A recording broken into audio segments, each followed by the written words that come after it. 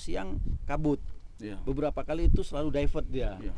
Jadi kalau Loksmawe kan hampir tidak pernah. Iya. Nah kalau umpamanya entry point internasional airportnya ke Loksmawe itu bagus juga untuk support sini, support Takengon.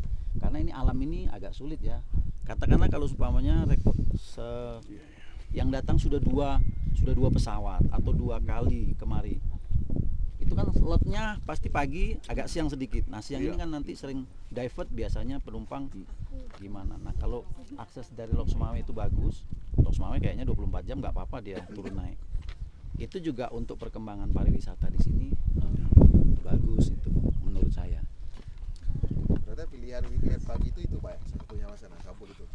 Karena sangat pagi. Saya lihat rata-rata sampai jam 2 lah itu aman lah, operating hour-nya bagus.